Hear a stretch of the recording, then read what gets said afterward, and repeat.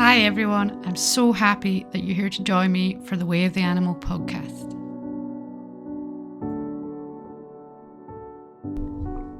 Welcome back, Alastair. It's been a wee minute, but we've had the usual life stuff going on, which kind of led us to our topic today, didn't it? It did a bit, yeah. New location and everything for recording. Well, we talked about because things are changing a lot that we should do something about that, which led us to Tony Robinson's 6 needs. And we thought we'd maybe talk about a couple of them and maybe even do a couple of podcasts going over them all. But and what they mean to us, because it's the idea with the 6 needs. I think that it's good to talk about it. It's like the human needs that you like to meet, and I think he do where it was like you were to grade them on what was important to you. It tends to be that everyone needs a certain level of each of these, but some people need more of one and less of another, and it kind of varies. So what order they're most important to you and how much of them you can handle. And I remember, seeing it, and it helped me understand myself a bit more. Yeah, I think it's a really boiled down, elegant, simple way to assess almost everything and kind of get a feel for yourself and understand the things you need. Yeah, and understand why when those needs aren't being met, you don't realize those needs aren't being met. Yep. Why it is so upsetting for you and why it's more challenging and things. And I think that's the interesting point about it. So will I just rattle off the 6 of them and roughly to get an idea of an overview of them? Yeah. So the first one, certainty, which is the need for comfort, security, and the assurance that you can avoid pain and gain pleasure, which is fairly straightforward. The next one, uncertainty or variety, is another way to look at it, is the need for the unknown, change, new stimulus, challenges to prevent boredom. So definitely one for me. Significance, the need to feel special, unique, important, or that your life has meaning. Mm-hmm. Love and connection, the need for a strong feeling of closeness or union with another person or something. Growth, the desire for expansion of one's capacity, capabilities, or understanding. And then contribution, a sense of service and the drive to help, give, and to support others. That's quite a lot of words. It's quite a lot of words, but I think when you break them down, I think they kind of fit in. Even just reading them out there, I can see the ones that are important to me. Yes, yeah. That's you can see the things like, oh yeah, and I always think that, it's And it definitely boils down to, but will we cover... Yeah, we'll talk about maybe certainty and uncertainty. I feel like they go hand in hand. Because at the moment, that's what the sort of challenge that we've been faced with is sort of uncertainty. As we make changes in our lives, and then the changes are changing and change. Yeah. And I think we were speaking to our friends at kickboxing last night, and I was saying, being in your comfort zone isn't necessarily helpful for you. We were talking, not at all. And that's where you love that uncertainty in that way. That I think speaking for you, but I feel like it's like you don't like to be constantly in your comfort zone because you like that growth, the challenge, for me, that the uncertainty I think links strongly to growth, but there's definitely, and the wording on this bit that I searched up of it really strikes home with the uncertainty because it's to prevent boredom. It's one of the things I really enjoy about my job is while day upon day in a week it can be a bit repetitive, the variety of things I cover is so vast that I don't have a chance for boredom. And I think if I was doing the same thing day in, day out, it would just crush me. Yeah, ditto. But interestingly, just out of certainty and uncertainty, where would you put them? Like, what's most important? And like, if you, let's say out of 100%, so like, would you like it to be 50-50? Would you like it 70-30? Where would you go? That's really interesting. And I think I'd like to like talk a bit more into my feelings on certainty and uncertainty there, because within that, and it just came to me there as like, I would love to find, when we first heard about this, what order I put things in, because I feel as a person I have changed, and even just how things have been, like that perhaps my order is different now. I don't know. Not much. I was a little bit curious with that, because I was wondering if at the start here you put a percentage on them. Yeah. By the end of our conversation, whether or not that would be the same. And then, like through the conversation, and then like in a year. It'd be really interesting to actually make a note of this somewhere and come back to it and see how I've grown, because like you're always growing, things are always changing. So the only certainty in life is change. Yes. So nothing is certain. And that's one of the things I know Tony Robbins talks about, is for people that need a lot of certainty in their life, it's very hard for them. Because nothing is certain, nothing is permanent. Sure is. I think so. The certainty and that side of things is, there's two things that come up. There's the feeling safe. So that kind of comes up as when things are uncertain, I don't feel as safe. Yeah.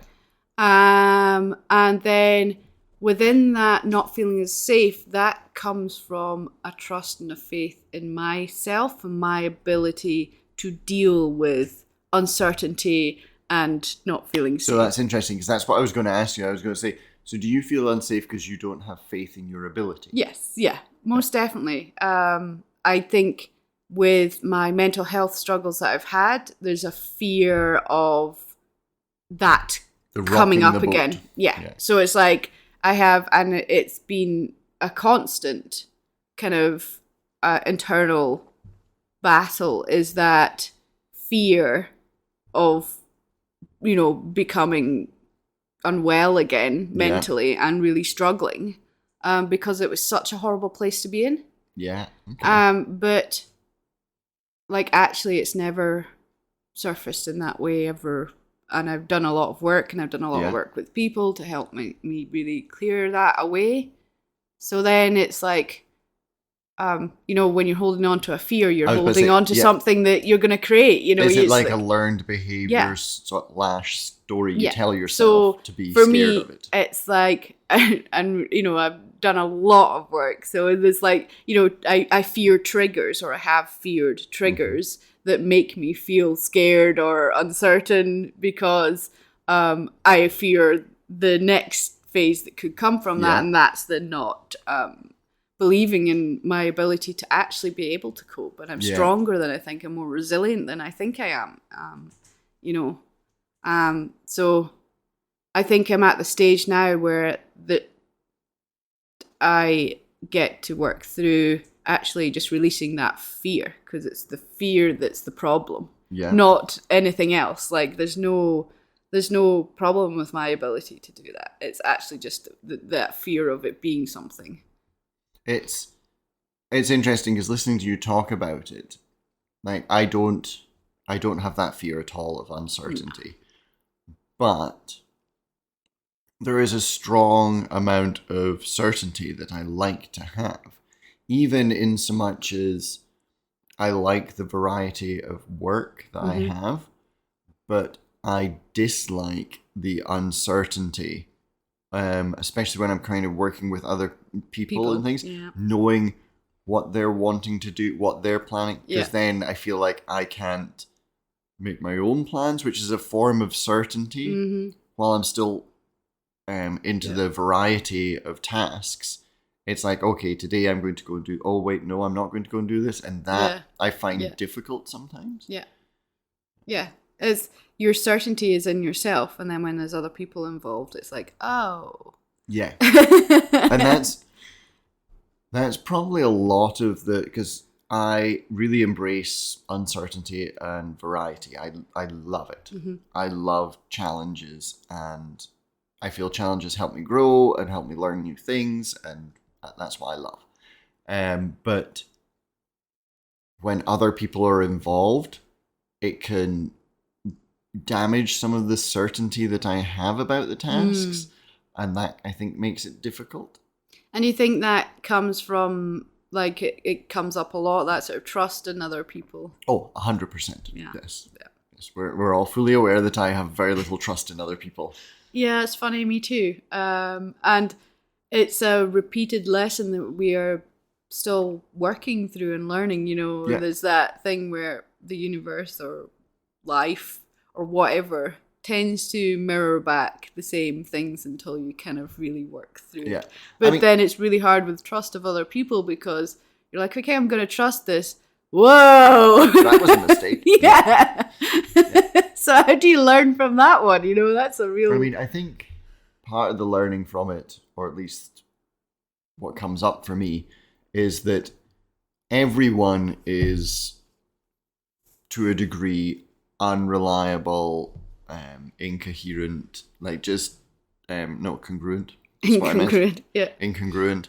But, you know, everyone is a little bit that way. Well, I think it's that way. It's like, I don't know what we're really expecting, because everyone has their own struggles. You know, like I talk about that fear. That fear drives, you know, some of what I do and how I do things and how I'm being. Yeah. And like, I totally am really excited to release that fear, because it's not helpful. Yeah. But at least I'm aware of it. But some people aren't aware of the fears, or they are, though, or they're not aware of how much they're driving, how they're being, what they're doing, how they're being with other people. So it's like understanding that everyone, they talk about it. Everyone has their own struggles. And it's like, even if their life is quite simple, there's still that whatever has gone on in life, whatever is driving them from the place that they're in. So, yeah. And then, I don't know, just that kind of change. Like I don't know how we move beyond that realm of why it keeps reflecting back at us at this stage, you know. And I keep wondering, what, you know, there must be something we can release that just helps us to be more in flow with it. And perhaps some of it is trusting other people, is actually trusting our own intuition and feelings about things better, and listening better to ourselves about things. You know, it's hard, because for me it always comes down to I just shouldn't expect as much from other people. Yeah, I know, but that doesn't seem like a good way to live. No, it's not. In fact, it's very kind of unhealthy, really, because you're lowering the bar on people all the time, and you know, it's like then the mistrust of people turns into sort of, hate's a strong word, but you know, you just get, I just don't want to deal with people because they're always letting me down. I dislike dealing with others. It's like, I can just sort out, because that level of certainty I have in myself, kind of that's the certainty I need, is just the certainty in myself, and everything else, it doesn't matter. So it's an interesting one. It really is an interesting one. But yeah, it's like, how then, so if it's uncertainty because like there's some certainty and some uncertainty with what's going on at the moment. It's nothing like terrible or anything like that. It's just like it's waiting for things to slot into place, for things to be ready for. So we're just, you know, we're in one house, we may be moving to another house, depending on several things, and the other house being finished. So it's just like, there's that kind of level of, okay, so we're just waiting. And sometimes that can be... And it can be hard to like look at things like that and make a plan. Yes. Because that's bringing in your certainty. Okay, well, we're going to do this, we're going to do that. We were already talking about this other house that we might move into, like how we would lay it out and things. And then if that changes, then that's ruining your certainty. And if you're, I don't know, kind of hanging your hat on that certainty for your stability... Well, this is because one of my triggers that I really realize is disappointment, like throws me so bad. Okay. And so like working towards anything and then it being dashed, dashing my hopes. Yeah. That's like part of my fear. So that I'm afraid of being disappointed. So then, so I now, because we're just kind of waiting and looking to see, and it's like you want to start building your future. Yeah. And like the house we're in at the moment, we haven't fully unpacked because we might be moving. So we're, moving in 2 weeks. Yeah, we're living in suitcases and just kind of, it's like, okay, we're here but not here. And then how do you live your life fully when you're in between? Yeah. And then it's just embrace the in between, And like that level, so that's where like I would like more certainty. Yeah. And it wouldn't really matter what timescale, but if it was like at this date, you would be going into there. Yeah. And I'd be like, I can accept the fact that, especially with building houses and things like that, those dates slide. Yes. But it would give me a goalpost to start. Yeah. Whereas at the moment, it's just complete uncertainty. Yeah. Which that I find difficult. Yeah. Very much so. So I think it's more, I like variety rather than uncertainty. Yeah. But it's a hard one, isn't it? Yeah, I find that word uncertainty I don't like, but I like variety. And the thoughts that arise in me with certainty is like there's some things like being paid or having enough money, having enough food, that sort of thing. Having a roof over your head, having the certainty safety about the basic needs is quite nice. Yeah. But having a bit of variety in there keeps things interesting. Yeah. Well, it's the basic needs being met is important, isn't it? Yeah. Yeah. I've heard that thought of sort of like a factory worker, and your job is to go in, you stand here and you press this button every time this happens or whatever. Something like that. You've got 100% certainty in that. But I think that would be the most dull and unfulfilling thing in the world to have that much certainty. But to some people, that gives them so much safety to just have that routine. Yeah, that's exactly it. Yeah, but for me, like that's a no-no. I don't want things to be exactly the same every time. And isn't it interesting that just came into my mind there is how much like the dogs like a routine. They do like a routine. Doing that creates that sense of safety to them. Probably, yeah. Like, because because they live in the moment, they embrace it when it's different. Yeah, like especially the younger dogs. The younger they are, I think the more they enjoy variety. I think the old ones enjoy it too. As long as they've got some comfort. Yeah. But so then, it's interesting as animals. Mm-hmm. They quite like routine. Is that because we've taught them to like routine? Or is that because safety is linked to routine? Or, because they do, because like animals in nature, they have routine quotation too. You like certain ones will go out at dawn or dusk and hunt, or, it's like they have. So I was thinking about it. I was like, well, of course, they like their routine of the roof over their head, the comfort, and the regular meal times. But then even further, they like the routine of walks. Mm-hmm. Like if anyone's got dogs, when it's about time to walk them, the dogs are already, come on, it's time to go for a walk. Or coming home from work, they know the time but you should be. You even see it like wild animals. So beyond like our physical intervention with the natural flow of dogs living in our house and their routine is like the wild animals will go out and hunt at certain times because it's right for them. But they, it's like they use the flow of the universe, the time of day, time of year. Yeah, it all has like a meaning and a reason for the routine, but they'll routinely do things, I wonder how much they're more going with the flow. Yeah. than having a routine. Well, that's it. So is it because it's like you going onto basic needs, is it because, okay, well, I require food to function, so my basic need is food, and then, it's like they're part of their enjoying the routine is we're meeting their basic needs. Yeah. And then that creates that certainty that all is well, because, they like to exercise, they like to play, they like to be fed, they like to sleep, it's just like... That's it, yeah. And especially having had sort of working dogs, they've got their needs of food, exercise, and mental stimulation. Like, they are things that they need. Because in the wild, that would be, the mental stimulation would be the hunt. Yeah. If you're talking dogs or predators, with horses, that's a whole different... Yes. But with dogs, it's the hunt and the looking for food and things like that. So, yeah, it is interesting. Just thinking about, the certainty and uncertainty in animal terms. Using that as a framework for them is interesting. Yeah.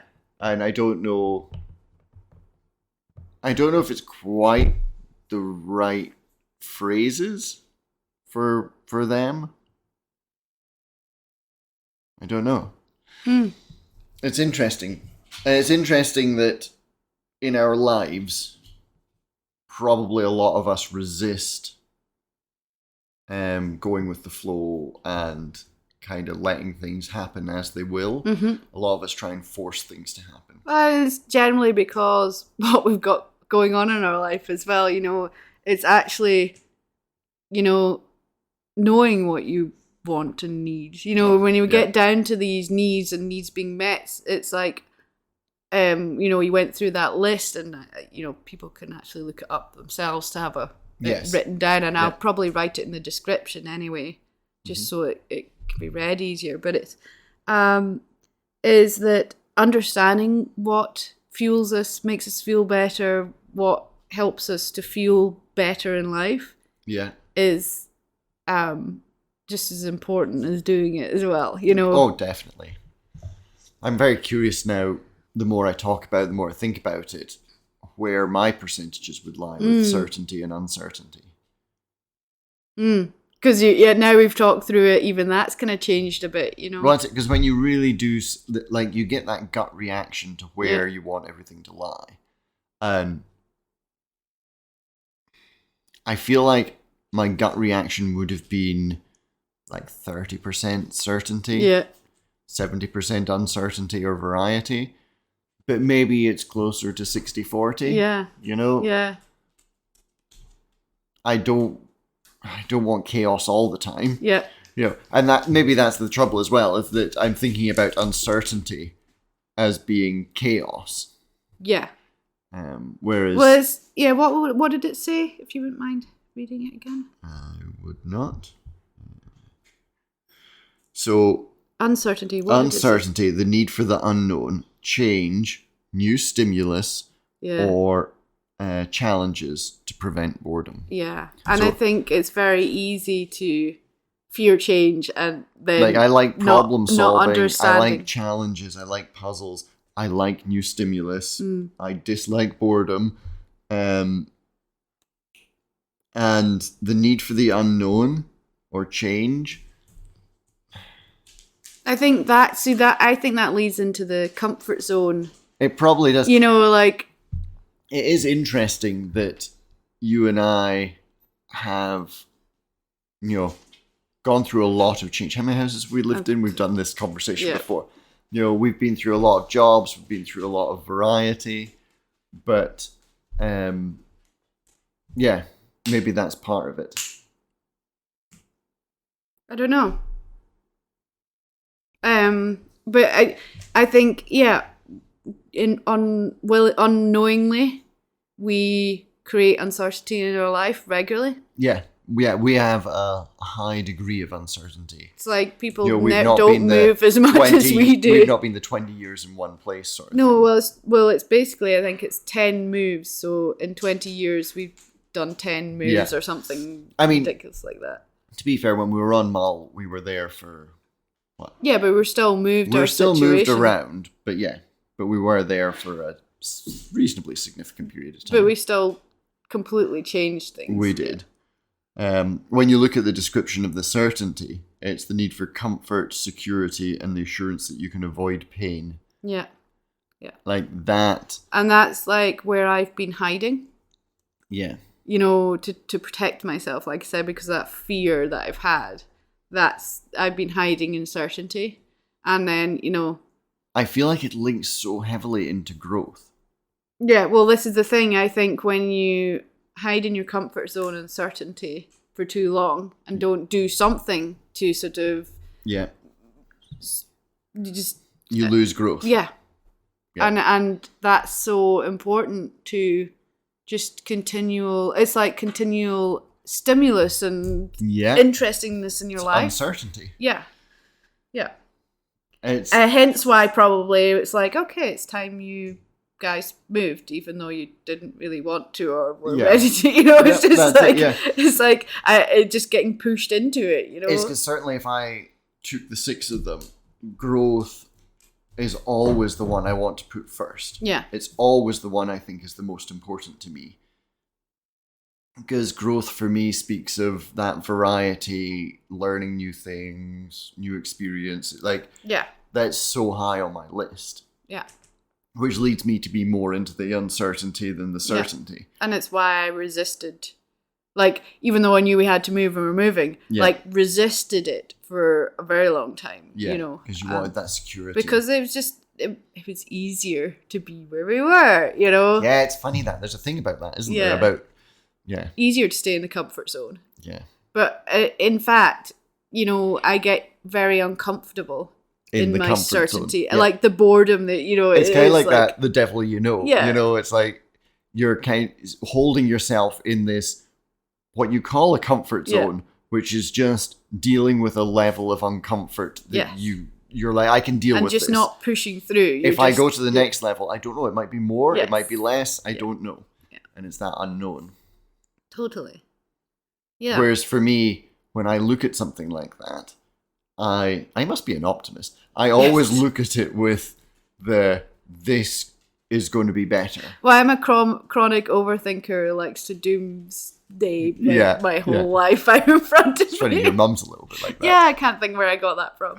But you know, so I look at a new beginning and I see possibilities. I see excitement and new challenges, and I see that, wow, this could be, and then I see the fear of disappointment. Yeah, so I start to create this maybe that's what's holding everything back, is just me being so fearful about it.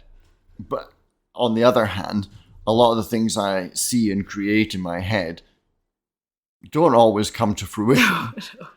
No.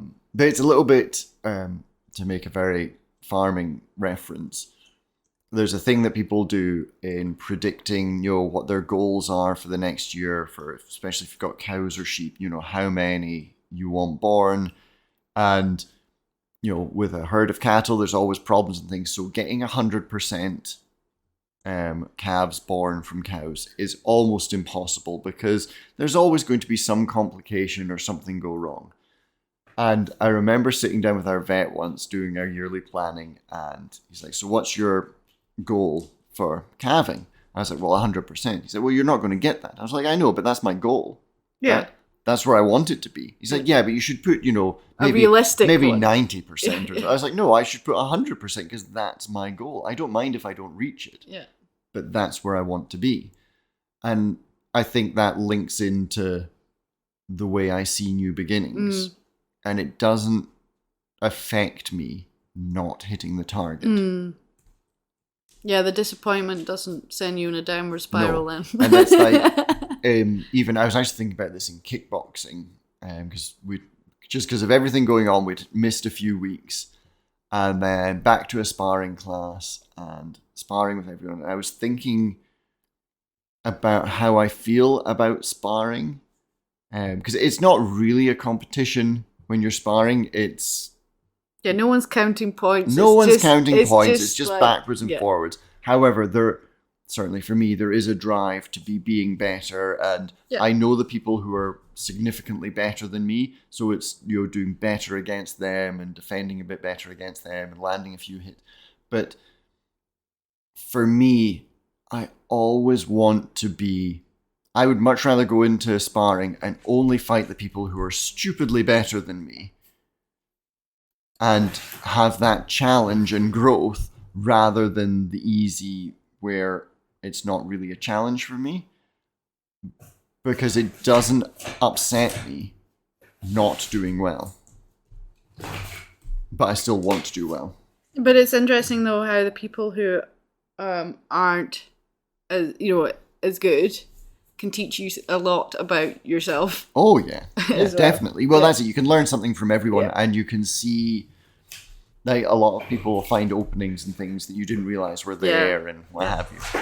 But it's definitely that I don't have that problem with failure's the wrong word, but like challenges. Yeah, whereas that's a big hang up for me. Yeah, well, that's kind of where I was going with it. I think for you, it is you get that feeling of overwhelm. Yeah, and I refuse to compete in kickboxing. Yes, because I just can't cope with it. Yeah, it's like when the pressure's on, it takes all the joy out of it for me. Yeah, because for you to, in your eyes, fail. Is a very triggering thing. Yeah. Well, we're talking about it on the way home. That's exactly, it's another fear that I get to work through, is this sort of fear of failure, fear of disappointment, which then swings you to the certainty. Yes. Because if you stick in certainty, there's no risk of that. Exactly. Yeah. So it makes it quite interesting because we're quite different. Like with these two topics, we are massively different people. But I do think that you are more aware of certainty and providing it because you know how much I struggle. Yes. So that's an interesting one because occasionally when we go through a change, I have thoughts about things, and my thoughts about them are always I don't really mind how things go. Work out. Because I'll work out and it'll be fine. Yeah. Like, I have no doubt that I'll have enough money to buy food and a bit of shelter, and what that is and how it is doesn't bother me. However, it is not I, it is we, and I know that we require more certainty than I, so I always try and strive for more certainty than I would normally on my own, which is probably a good thing. Keeps you a bit more grounded. It definitely keeps me a bit more grounded. Yeah. Yeah, it's interesting. It is interesting. However, if you want some uncertainty, try and record a podcast with a 1-year-old dog that likes to play with his toys when you record a podcast. Well, that's not uncertainty, that's just noise. Yeah, I think that's a good place to... Well, no, let's do our percentages. Oh, I don't know. I don't know. But definitely, talking about it, I know what I should aim for percentage-wise. Yeah, so interesting. You feel like you should embrace more uncertainty? Yeah, definitely. So what do you think you should aim for? Well, you said 60-40, and I was like, that's probably a more healthier way than 70-30 even, which is probably more where I'm at the moment, because I'm struggling with everything. I would like 100% certainty, and just to feel like 0% uncertainty. Just for a minute, just for a minute, could I have that? But that, honestly, you can't get that. No. Because life is... Look at the weather forecast. Life is uncertain. Life always changes. You never know what's going to happen. Yeah. So there's just always uncertainty. But that's but what you would like. So in an ideal world... In an ideal world, I wouldn't want that, because it's not conducive to a happy, healthy me. It's conducive to boredom and routine, and too much routine for me is deadly, So would you say go 80% certainty, 20% uncertainty, giving you a little room for growth, but... Yeah, but I'd like to aim for 60-40. You'd like to aim for 60% certainty. Because I think that's... When I say 60-40, I'm thinking 60% uncertainty. Yes, I know. But I'm 60%... you're lucky to get 60-40 uncertainty, okay? But I realise, talking through and feeling into the fears that are driving the resistance to that. Yeah. It's I get to rebalance this now, Yeah. It's, for me, I think if it was just me, because this is it, we are a partnership and I moderate the level of uncertainty that well, I you also take. have dogs. We have other responsibilities of the dogs, Yeah. and there's only so much living in a truck, and but that's so that's the kind of thing that I was going to get. That if it was solely me, the level of uncertainty that I could cope with would be in the 70-80% uncertainty. Like I'd quite comfortably. And I think for that's part of it, and immigrating, you couldn't get more uncertain if you tried. It's a really good test of that. So here we are. But I worry about the dogs a lot. Yes. And it's mainly if we have to move again, they're going to have to fly. And I just don't want to do that to them again. Because they'd be absolutely fine. Yes. It would not cope with be a problem. No problem at all. No. So they're just okay, this is fine. But it's my sense of responsibility and care that... Yeah. No, that makes sense. So that drives it a lot too. Yes. I think. Yeah. And I people with kids, I totally get. Oh yeah, why that's that the thing. When you've got children, you definitely require an amount of certainty for them. Yeah, because it's that financial certainty that's why I said, of knowing. if it was just me, then it's fine.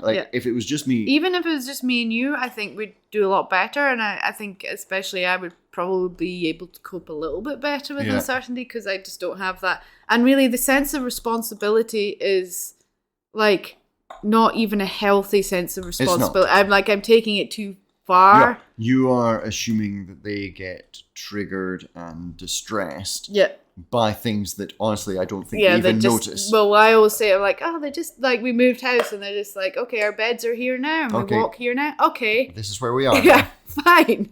I'm okay, we're here now. Oh my God, this is so stressful. And they're just yeah, we're fine. We've got our beds. You're feeding us here. We're getting our basic needs met, just like we were at the other place. Yeah. I'm good. As long as Drees is warm, he's happy. We've got a bit of variety in our walks now. That's fun. Yeah. So it's just God, I just need to embrace the inner canine, don't I? Yeah. And that live in the moment and stop getting hung up on what I think I need and actually life's fun and full of surprises. Yeah. Yeah. That for me is a great motto because that's how I feel. Yeah. But so that's the thing. If it was just me, tons of uncertainty. Well, I think I used to enjoy that kind of challenge, but there's obviously just a bit too much of those fears sitting in me because I used to really enjoy just this is happening now. This is happening now. Yeah. But I've got myself into a little bit of a funk over uncertainty. Things changing because.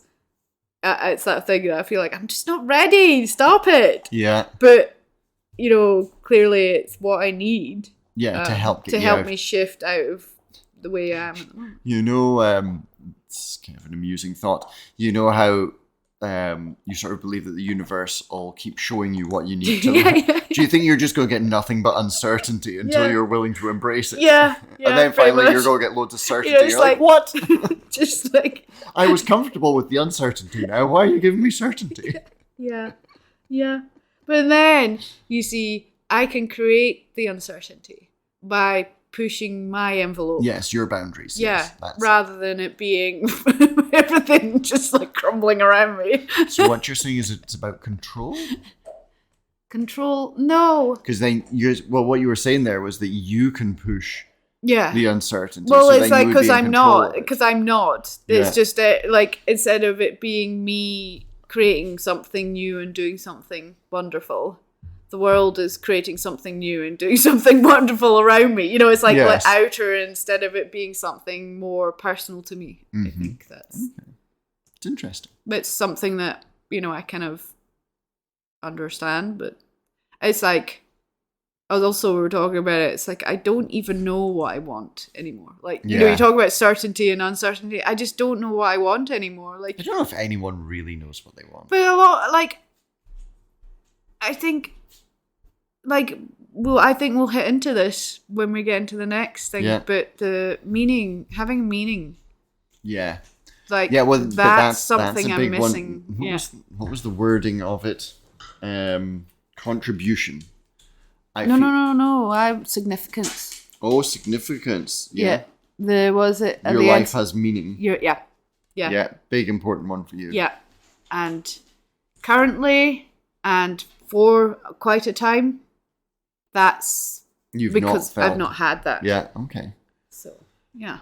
Interesting. Yeah, so that will be really interesting to get into. That will be. I'm just excited about the growth one because that's where I want to be. Okay.